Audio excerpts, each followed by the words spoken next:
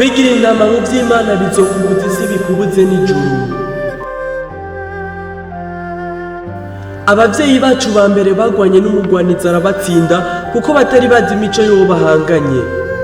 Basamaye gato gita binjizamwo urupfu bapfusha umuhungu wabo bahawe n'Uwiteka. Uwo mwasi yarabubiriye ababuza Edeni umunezero wabo wa misi yose.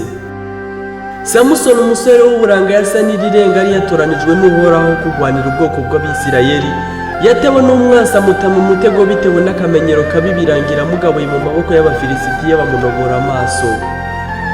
Salomo umwami w'uburanga yayobora abaganwa n'abami mu nzira z'ubwenge akabatoza umuti w'ibibazo biba hanze.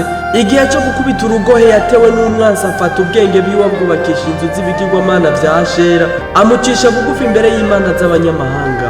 Uwo niwe yasoje yicuza yandika ko byose ari ubusa.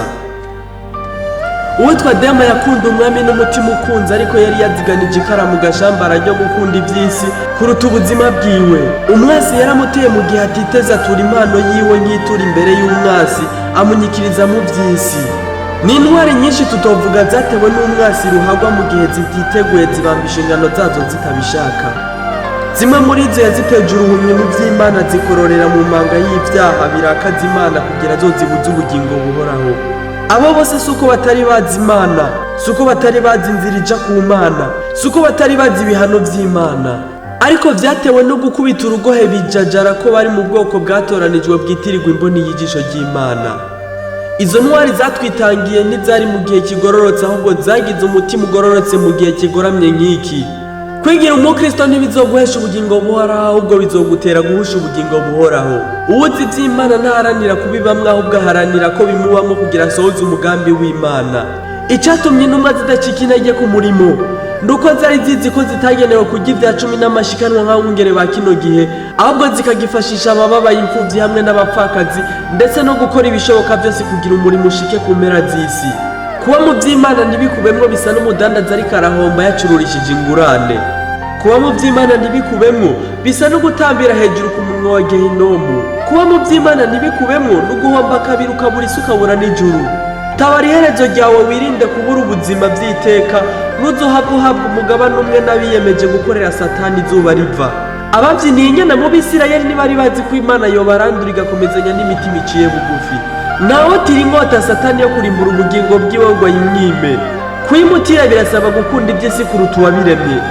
Kuyimutira birasaba gutsimbataza intege nke zawe.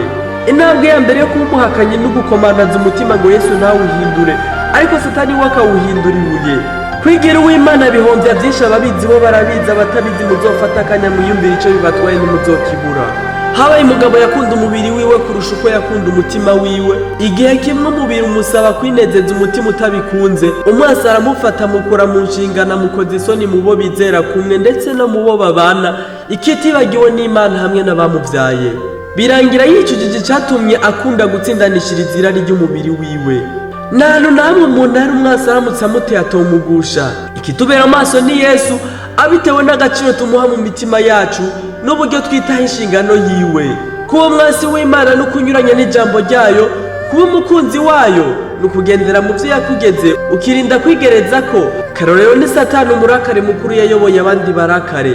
We ntiyatinye kuvuga ko Imana ikora ibyaha, igatwara igisirikare abamarayika bayo mu kubaremeka amategeko badacumura. Imana yakoze akazi kugira kuri iyo myanda y'uwo murakare mubera bayo.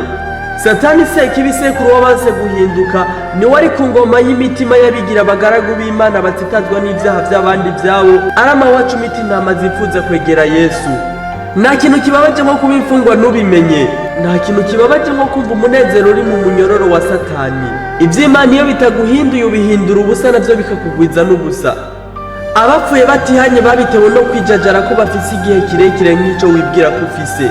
Suko babuze amahirwe yo kwihana, ahubwo bari bafise amahirwe angana nayo ufise bayapfusha ubusa nk'uko ushobora kuyapfusha ubusa ukazohabwa ubugabane umwe nabo. Kwikura kuri Yesu ni ukwikura mu nzira y'ubugingo buhoraho. Gutsimbataza intege nke ni uguha inkota Satani ngo akugenze uko ashaka. Hanurwa wumve wangenzi werekeze iyo utazi amateka yaho, baririkiza amateka y'abakwitangiye imbere.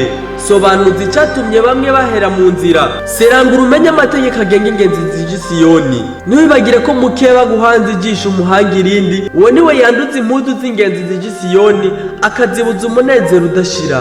Niwapfa uzopfe wizize, ntuzokwitwaze ko ataco Yesu yagukoreye kandi yatanze ubugingo bwiwe ku bwawe.